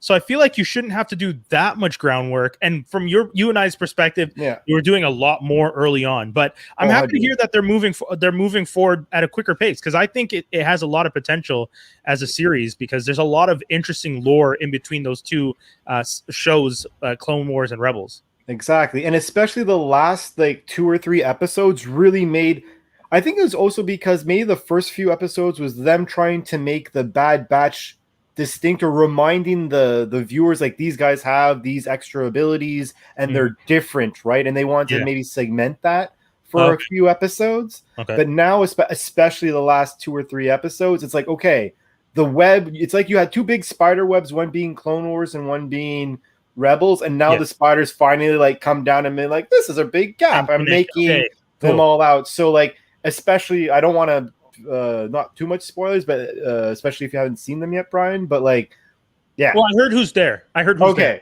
Well, with her being brought with Hera being brought up there, like her involvement in her arc, it's like, okay, well, finally, like this kind of like also explains how other people are a little bit later, or you're excited because like, you know, some people aren't interacting how they're supposed to be interacting compared to the future. So you know you're going to see whatever happens soon for that to be how it is, you know? Cool. I actually heard that Chopper was in there before I heard Hera, which was so weird. Someone was excited that I was like, why would you be excited that the droid is there? I was like, what's such a weird thing? It's ever since R2-D2, man. Ever since R2-D2 was like created by Anakin, like in the first episode, you're like, he survived everything. You're like, yeah, whatever. He's a droid. No one cares. Well, I mean, they're awesome droids, but still, no one cares. You could break it and put it back together. Like, it's fine. True. Okay, man. Well, that's a big Lego piece. I was gonna bug you about Rick and Morty, but we can talk about that another time, because we will. Although I did find the last episode that bad. But I knew you would. Yeah, you knew. I know exactly why. So it's fine. Yeah. Just get over it. It's Rick and Morty. You knew what I was. Yeah, there's like I'm ducking and dodging. After our last actually, speaking of Rick and Morty, Space Jam. Yeah, I know. My gosh. They did? Yeah, they did. All right. Okay, I got you guys take that segue. I gotta let go because I'm gonna get dragged into this. I don't want to see this movie. So no. Fine. All right, later. Have a good one. Talk to you later. Peace, man. Oh my gosh, yo. When did you watch Space Jam, by the way? What, 2 days ago? 3 days ago? On the weekend. Okay, yeah, same. I just watched it a couple days ago myself too. Again, the original Space Jam, when it first came out, was not liked by the people we call critics. Okay? It was rated very low, below the 40% scale on whatever IMDb or Rotten Tomatoes, whatever it was at the time. Michael Jordan's acting was panned, like everything. The main thing and I thought his acting wasn't that bad. It wasn't that bad. Now the main thing is, though, you have to remember when you watch these kinds of movies, and a lot of different movies, like I have to put myself in the mind frame of the intended audience. Yeah, because if you don't do that, you're gonna hate life fair. Constantly, right? Fair. Yeah. So I did the same. I go watching this as 10, 11, 12-year-old me. What am I looking for? I was into the Looney Tunes at the time. Yeah.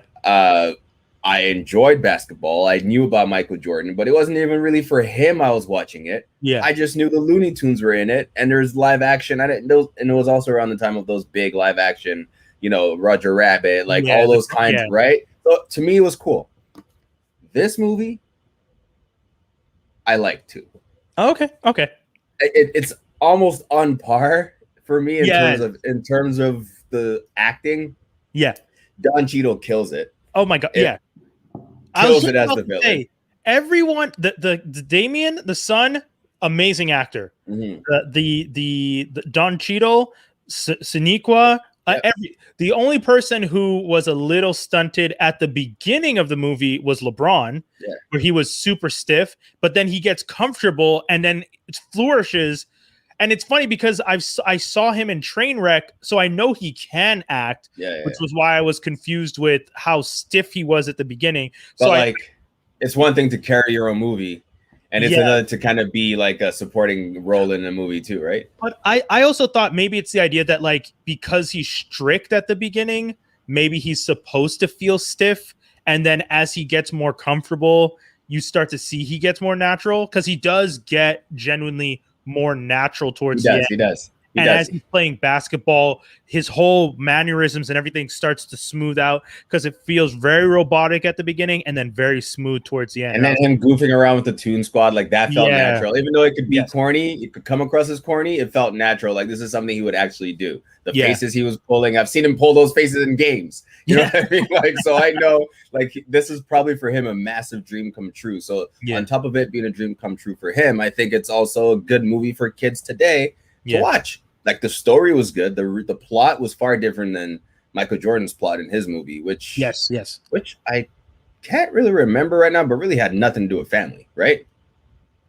No, the first movie is just that the DeVito's character, who's that alien, wants to build that, wants to make them an attraction, and the first movie is about the Looney Tunes. The second movie is about LeBron, Because the first movie is about the Toons needing to get a basketball player to help them. LeBron, this is the flip. LeBron was just like, I need a team. I need Superman. I need Iron Giant. All right, let's talk about this. Let's talk about this. That was great. So LeBron's son gets captured by Algorithm.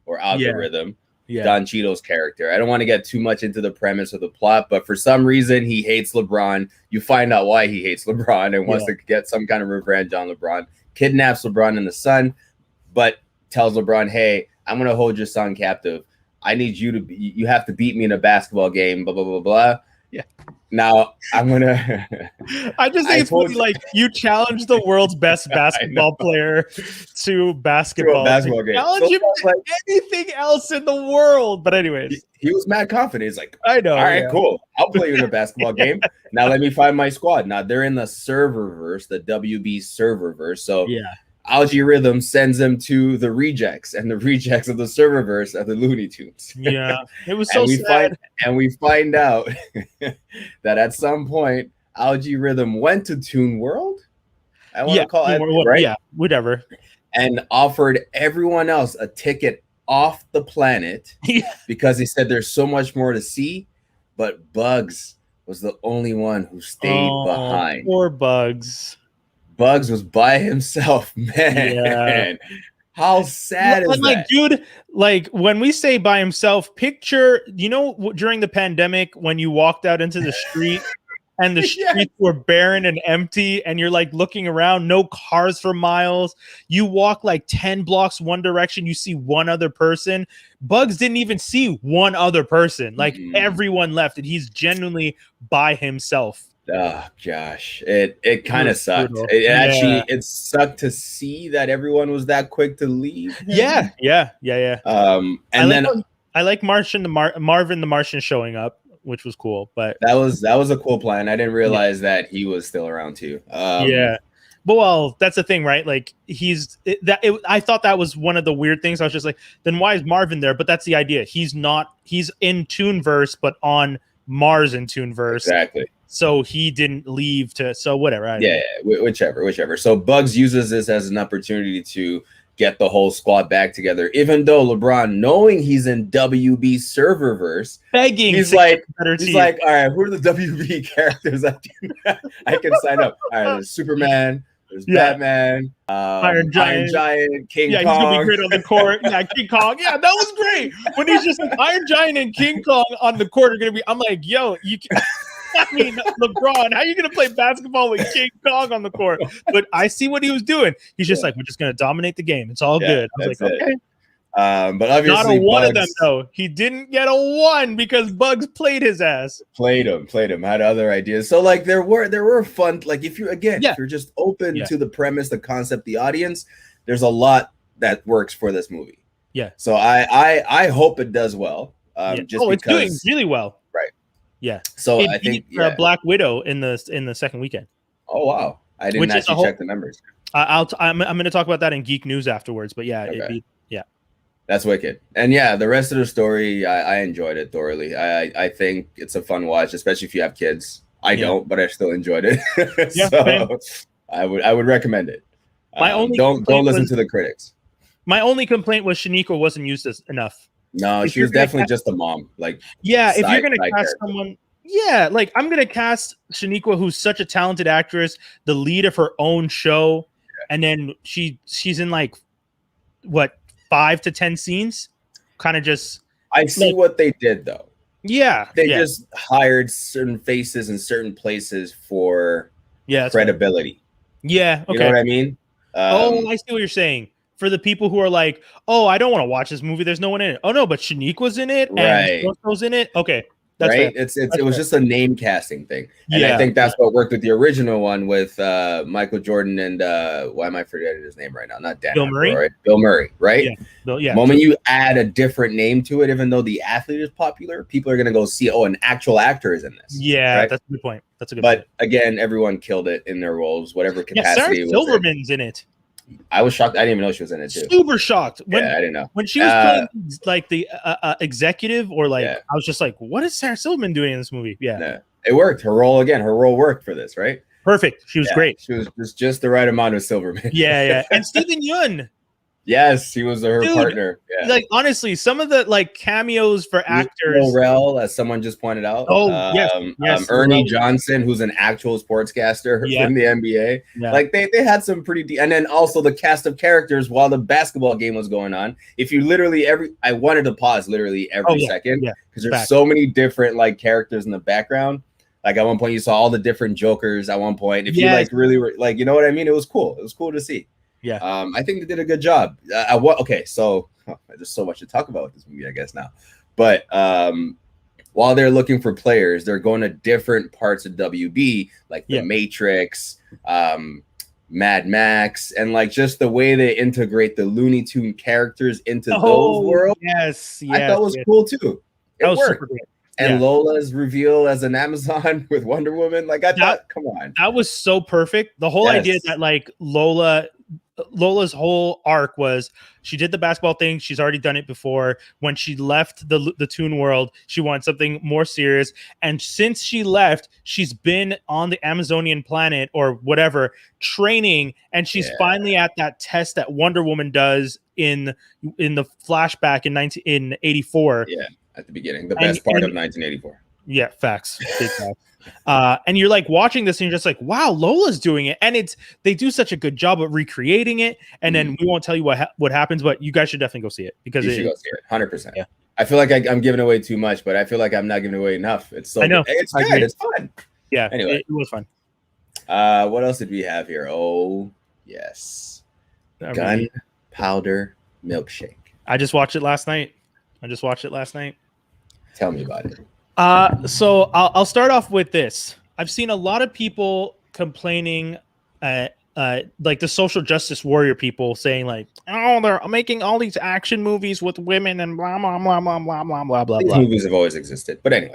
Facts. I was just going to say, my thing is you guys who are acting like this are only the big babies who want to cry about this stuff because now more people are crying about this stuff. So there's a group of you who you're still a small group and no one really cares what you have to say because the quality of these movies is excellent.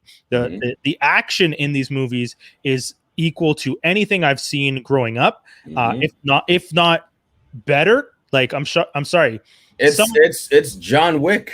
Dude, she ran up on the wall to the ceiling. Yeah, that was cool. That was such a and when you find out that she does that with no arm strength, like when you're watching the movie, there's a reason her arms are like jelly at the time. So she does that move with the dead weight of her arms. Yeah. Can you imagine? Like you do fitness. Yeah. You tried to just use your legs, but your arms were dead weight, and you tried to lift yourself vertical. No, that's almost impossible. For me, anyway, that's almost impossible. I mean, it is impossible in the movies, but the movies make it seem possible. Of course. And they did it in such a way that when it seems possible, it also seemed fun. And I love that about the movie. I'm going to tell you right now, you're a hypocrite if you like John Wick. Yeah. You're a hypocrite if you like Shoot 'em Up. Remember that Clive Owen movie? Oh, Shoot 'em Up, right? I don't know. I don't remember if that's the name, but I know what you're talking about. Where it's the whole movie is just guns blazing. Crazy. The whole movie. Lucky Number 11. All these Desperado. Crazy, Kill Bill. All these movies. This is along the same lines. Yeah. It's I think it's fun. It's the action is incredible. It's believable. The all-female cast was very well put together. Well cast. Yeah. Carla Gugino, Michelle Yeoh, Angela Bassett. Oh my God. That's so random, right? Angela Bassett was so good too because her anger, but like genuine calmness at the same time. Like she would get so mad, but was still so composed, and it was just like most people, you can like most people are like who have a bubbling volcano inside of them, don't hold it back that well, and that was one of the things I loved about her character. Yes, same. Who else? Who else did we have? What am I? Cersei Lannister. Yeah, Lena Headey. Headey, that's it. Okay. Yeah. She killed her role too. Oh my God. And then Karen Gillan.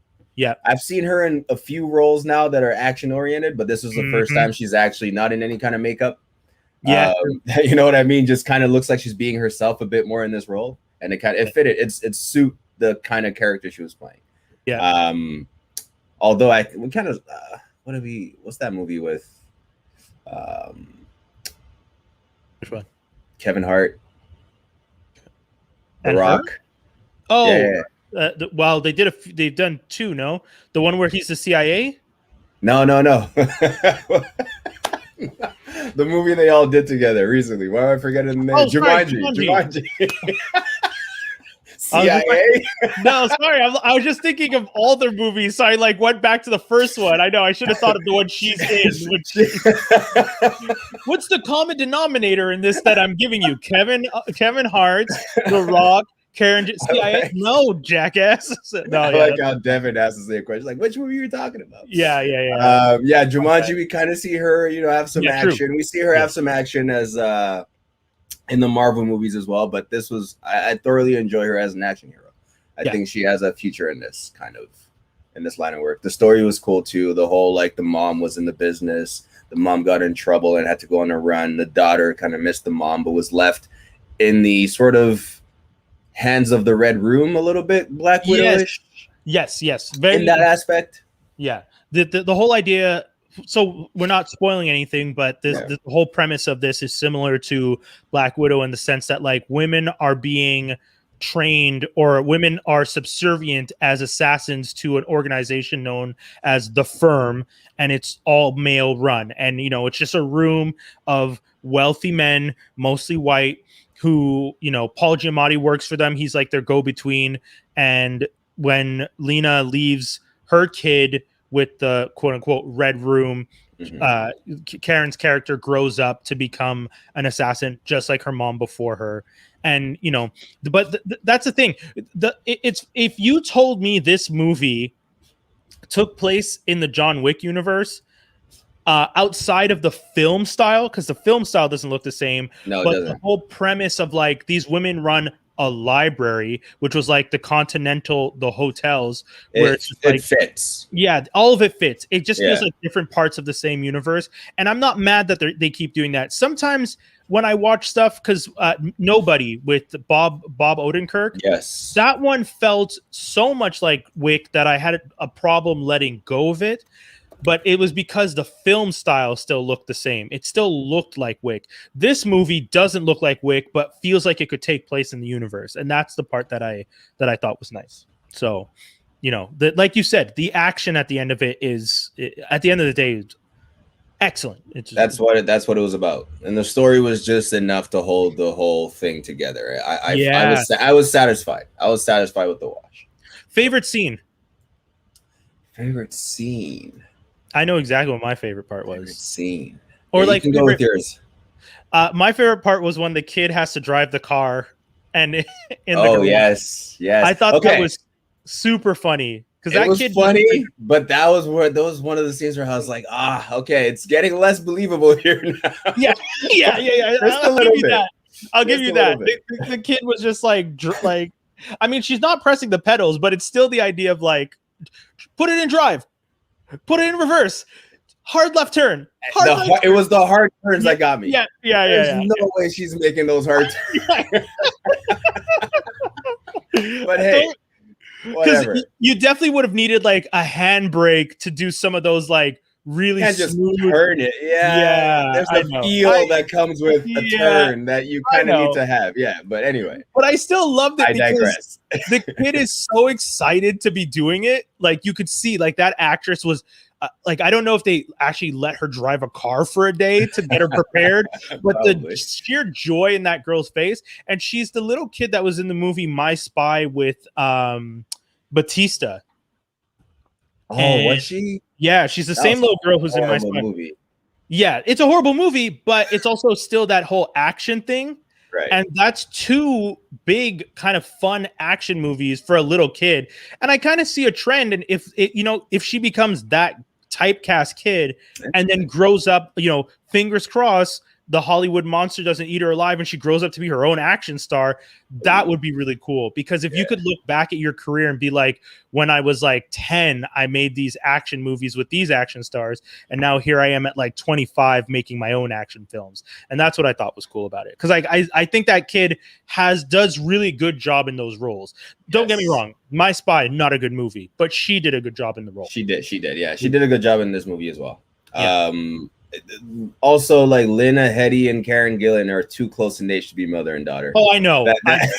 They're like 10 years apart. Oh my god! When Lena Headey's character came back and was the exact same age, I was just like, okay. I mean, you guys made no attempts to make her look like she's older.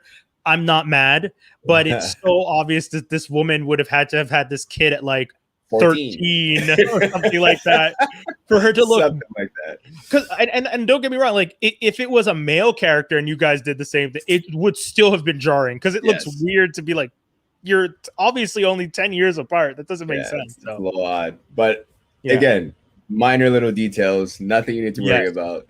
The rest of the movie is fun to watch, and 100% would recommend this. 100%. Yeah. I did you see Infinite? You already reviewed it, right? Infinite with Mark Wahlberg. I just watched that recently, and I know you didn't like it.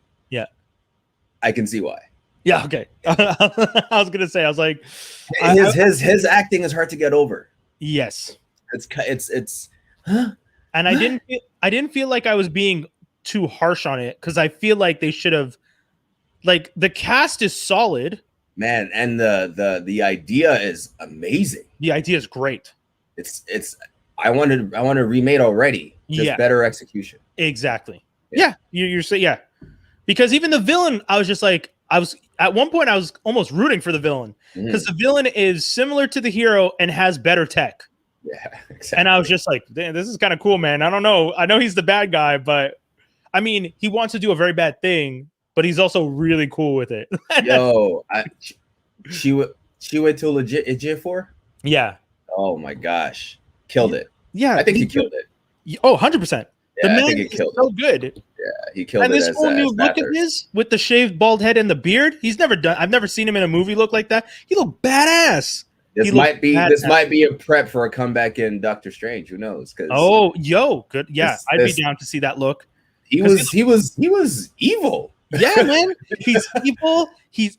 Some of the stuff he's doing is like just dark. Where he's self-torturing. Oh my god. Self-waterboarding. Yeah, it's like, dude, that's just dark. Why are you doing this to yourself? Saying God show your face in Latin over and over again. Like, yo. Psycho. Movie, not so great. Still fun, but it's still worth watching. Yes. Because of some of the performances are really good. Exactly. And again, the idea is good. Yeah. And horrible ending though. I'm a little worried about that. Yeah, that was anyways. Again, remake. Yeah, I'm okay with this one being remade next year. Yeah, true. If they do a remake within a year, we'll be like, we wanted it. Works for me. What Werewolves Within? I wanted to talk about real quick. Sam Richardson. I watched it a couple weeks ago actually, and I know someone in the chat had asked us about it maybe last week or 2 weeks ago. Fun movie, interesting story. It was kind of a little bit of a crazy tale, but I'll say this one thing, and I know in saying it, I'm probably kind of demystifying the whole thing, but watching the movie was great for me because it's this thing that I've been talking about recently where sometimes a character's race shouldn't necessarily always be a factor. Mm. And Sam Richardson's character just happened to be black. It wasn't a major factor. It wasn't a factor at all. At all. And I we don't need to ignore race, but it's nice sometimes to watch movies and be able to escape for 90 minutes and just see a fun story. It was good. Yeah, it was through and through. I knew what kind of movie I was watching. Yes, and I enjoyed the ride from beginning to end. Exactly. I kind of broke the code a third of the way through. I was gonna ask you. I was just like, did you figure out who the villain was? Yeah. That was easy. I was just like, let's just watch the rest unfold at this point. Exactly. Yeah. Because sometimes, and that's the thing. Sometimes when we figure it out, it's not a factor of like it's boring because we figured it out. No. It's more just that like we watch too much shit. So we watch so much stuff that sometimes it's depressing for us as consumers of content and people who like to talk about it. That but we already knew this was going to happen. But with this movie, I knew it was going to happen, and I still enjoyed how it happened. Like, the acting was great. The jokes were always on point. Funny. Always on point. Funny. The gay couple were actually some of my favorite characters. Oh my god, they were great. Honest, they killed it. Yeah, they were so good. And like the way subtle things are mentioned and then play big roles in the end, like the whole thing about Seven, I was just like, wow, like that's so funny. And like, it was just fun to watch because you kind of watch this movie and you're just like, okay. And then like it's aimed in one direction and then aims in another direction. And you're just like, so I don't want to give it away, but at first, in the first act, they're kind of like throwing the blame back and forth. Yeah. And I was playing that game of ping pong. I was like, oh, yeah, but it could be this guy. Yeah. It actually could be our main character because everywhere things happen, he so happened to be, right? So it's just like they play with you a little bit there. But then I think they let go of that string a little bit too soon. Yeah. And it all unravels. And I stopped playing that game with them. And I'm like, I know it's this person for sure. Yeah. You know? Yeah. But, and they try to like throw you off remember when I'm not giving away who or why, but when the girl shoots in the hallway, but hits the guy, and you're like, wait, is she trying to cover something up? You know what I mean? But, yeah. It was good. It was funny. It was fun. I thoroughly enjoyed it. This is the second Sam Richardson appearance I saw in the same week, randomly. Tomorrow War. Yeah. I was same comedic kind of role. He's have you ever watched Detroiters? I haven't watched it yet. I'm gonna tell people, if you guys are looking for a really kind of silly sitcom, Comedy Central, two buddies acting mad dumb, like he seems like someone who doesn't take himself seriously. No, 100%. They are not taking themselves seriously. Like when you're watching this show, Tim Robinson and Sam Richardson do the show together. They're best friends, and like Tim Robinson's married to Sam's sister, and it's just this really, really funny relationship. And the show is great. It's you watch it and you're just laughing constantly. And then after watching The Traitors, I ended up watching Southside because it was a similar thing. So if you guys are looking for like just fun sitcoms, because things are a little dry right now. Like I'm not finding as many shows to watch. So if you're looking for stuff in the back catalog that you haven't watched, I would recommend it. Like I just went back to Better Call Saul because I didn't finish season 5 and I'm only watching that now. But yeah. I guess I should. We haven't played it in a while because we sometimes just kind of skip over it. But for all you crazy kids who love the segment, Geek News and Rumors. Before we start with ours, someone did want to shout something out. I figure we might as well because it's someone who watches our show weekly. But Jay Grizz let us know that Mr. Cray Prince, Yannick, got married. Congratulations! So shout out to Cray over there, out in Vancouver, I think. right? He's back in Vancouver. At this point, maybe either on the West Coast or East Coast, wherever he is. Congratulations, man. That's Congrats, man. That's big. Congrats, man. I'm so happy for you. That's a beautiful thing. From LaSalle to the mountaintop. It's when you find that person that understands what you're doing and is down to do it with you and really cares about you, it's such a beautiful thing. So congratulations to them. I'm happy for them. If this was a music podcast, I would play some hot track for them right now, but instead I'll just say, we're happy for you, man. We're happy, and we look forward to getting to see you in person. Fingers crossed, sometime soon, as things start to open back up. Because Ontario, you guys are almost all getting vaccinated soon, right? Yeah, pretty much, and reopen in the third stage. Things are man. Things are feeling normal again. Yeah. Quebec is like that too. I mean, everyone's kind of just running around in this city. Like, I went to, like I said, I saw Black Widow in the theaters, and I was comfortable. Did you? Well, see, that's the thing. Our theaters weren't open before, so they'll be open soon enough for me to. I want to indulge. I don't know what my first one will be, but I'm excited. Oh, I had to make. That was one of my things. I was just like, I really want to support Black Widow. It deserves it. I think I've seen all the MCU films in theater. I didn't want to break the chain, so. But speaking of Black Widow, the National Association of Theater Owners are very mad with Disney. They released a statement explaining that the second week of the movie, because I mentioned to you Space Jam beat Black Widow in its second weekend. Right. Black Widow saw a 67% drop in ticket sales on the second week, and they attributed that to Disney putting it on premium and piracy. There's also, I don't know if you saw this, but there was another article that said Black Widow is the most pirated movie of the last 2 years. Makes sense. It makes sense. Yeah. It's the biggest Marvel movie to come out since the pandemic. Right. So yeah, I mean. So but the National Association, the NATO for abbreviation, it was trying to explain that and this is something I found very interesting. They were trying to explain that the PVOD sales that you see on the back end of a movie when it's after it's in theaters, all they're doing is moving that money up for these sales, right? So when movies always drop like 30, 40, 50% within, not all, but a lot of movies, by the way, guys. We're so used to these big budget Marvel movies making billions of dollars, but you forget that a lot of movies fall that much in their second and third weeks. So, I mean, 67% is pretty high. It's a lot for sure. But I definitely understand what you're saying, because we have seen that, week to week, you do start to gradually see a drop off. And I'm sure it didn't help that they released it on premium. And I do understand. But I mean, I'm sure Fast 9 wishes people were friggin' pirating their movie, because no one's watching that stuff anymore.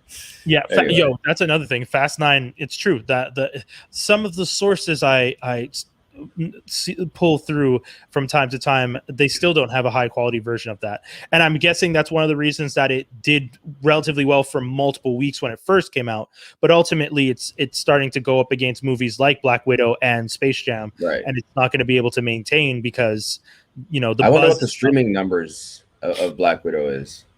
Actually, all I know is that they said the Disney released the stats the first weekend, they made $60 million off of it, which is rare that they ever release that information. But that $60 million announcement combined with the first weekend numbers pushed the movie over like $200-something million. Budget recouped. They're fine. Yeah.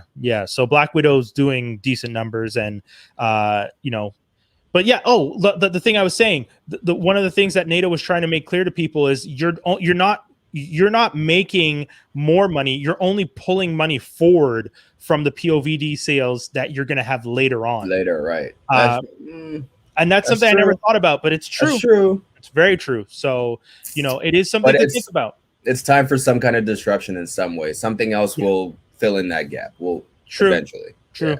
Yeah. If anything, they might have to try and figure out some kind of bonus feature that you'll get on the PVOD.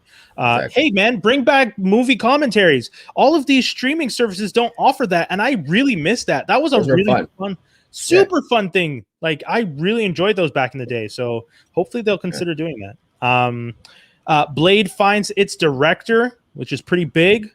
I know who is that director. So he is. I'm going to pull up his name real quick. Basan Tariq. Helmer. Bassam Tariq is Marvel's choice to direct new film starring Mahershala Ali as iconic vampire hunter. And I'm trying to remember. Oh, he directed Riz Ahmed in Mogul Mowgli, which was the big. Yeah. Why does Marvel? I can't say anything. They pick directors who've done one creative artistic thing, who have no experience with big budget movies, and they turn them into big budget directors. I don't understand how they make this work. So I'm not even gonna say too much about this because I don't know the guy. I don't know what he's done. Yeah. I didn't watch Mogul Mowgli, but I'm sure it's good. To be honest, yeah. But hey, man, as long as they do my boy Blade some justice, right? It's fine with me. OG, the man who started it, as some say. So, if you're going to nod back to him, you got to do it right. So hopefully we see a solid film. I'm like you said, I haven't seen the movie either, but people spoke highly of it. And, there was some buzz around this director. So I'm thinking they wouldn't, like you said, Marvel knows what they're doing. They've done it in the past. They've done it well. Eternals is the next one that I'm looking forward to because that director worked on what was the Chloe Zhao, I think. Yeah. What was her big thing before? Right before. I think she won a few Oscars. Actually. Nomadland. Yeah. Right. Yeah. She won a few Oscars for that. Nomadland. That was also an independent movie, right? I think so. Something. Yeah. I think it was. But yeah. Eternals, the writer's song, like these all. Yeah. So I see like she did 1, 2, 3, 4 shorts, and then in 2015 started building up, and then did Nomadland in 2020, and then next thing she got was Eternal. So very much like you said, like relatively smaller projects, a little bit of buzz, very talented. Disney comes along and picks them up, and it's just like, and again, we're not trying to diminish the work that they're doing. We're just saying that Disney has a good eye, if anything. Yeah, they do. They really go down into like the trenches to find talent. It looks like. The guy who's directing the 10 Rings, same thing. It's crazy. It's insane. Yeah. Even Taika Waititi was relatively small before Thor, right? Yes. It's like crazy. Like he had a cult following, and people like us. While we do in the shadows. Yeah. Yeah. And then he had he had the other wildling where the wild things are, something like that, I think. But like, his buzz was worthy, but he wasn't huge, is I think fairly stated. And now he pretty much what it is. He can literally walk into any studio and get a project. That's the thing that we think is really cool. Like these films give them that power. So I look forward to it. I mean, I'm really looking forward to Love and Thunder. Thor Love and Thunder. Especially with all this multiverse. My mind has been like going off. After you guys mentioned that stuff, like I was just like, oh damn, that is a really good point. Like, that's pretty crazy.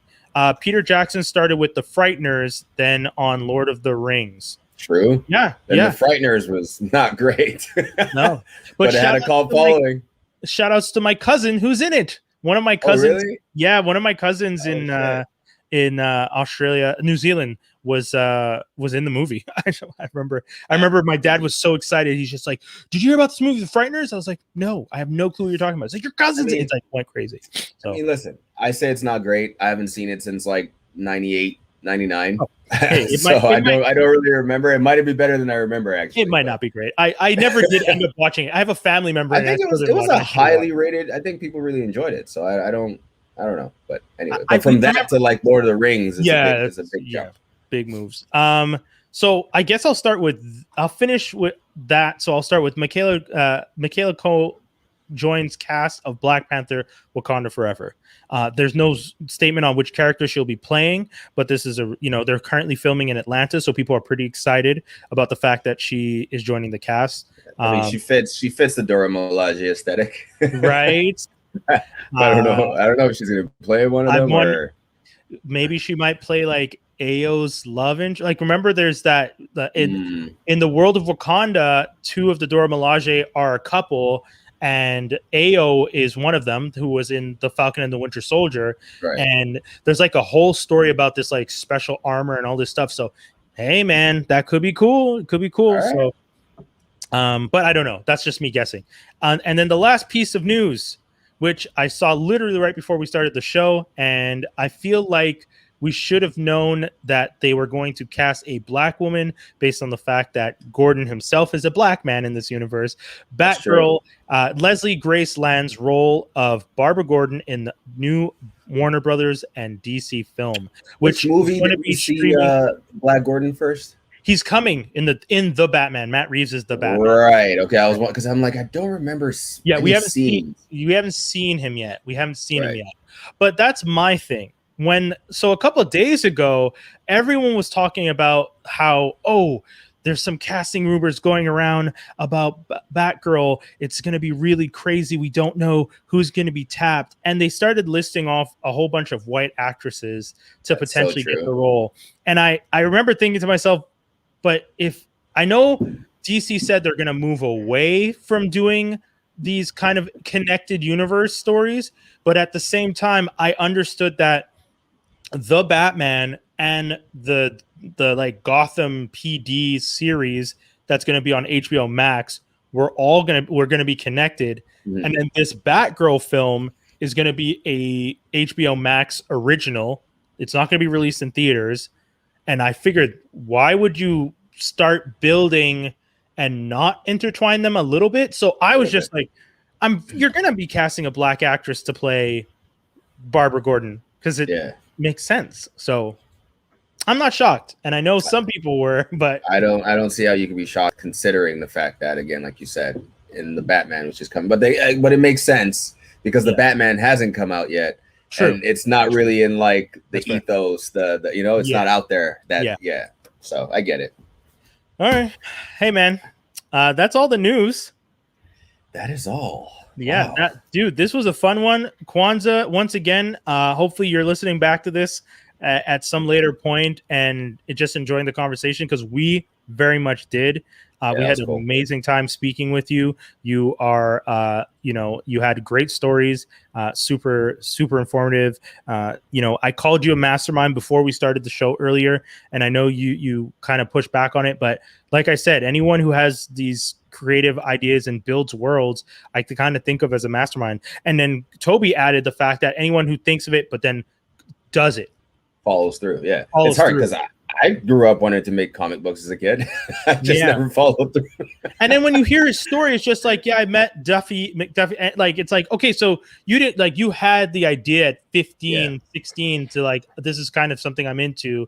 And then you sought out the like one of the most prolific black minds in comics and sat across from him. And sure, you might not have known who you were speaking with, but you got to do it. Yeah, and you got to absorb that knowledge. And like you said, you got the baton, and then now you have a kid come up to you and tell you. So, it comes full circle. And as fans of your comic book and of your work and big supporters, we were more than happy to have you on the show. So thank you so much for coming through. We really appreciate it. And then shout outs to David Crownson too, because you shouted him out. And that's true. That's another awesome black creator who's doing really cool things out there. Harriet Tubman, Demon Slayer. If you guys haven't read it or heard about it, let me show you that right there. There it is. Dope. Yeah, that cover. I always love that cover. Super dope.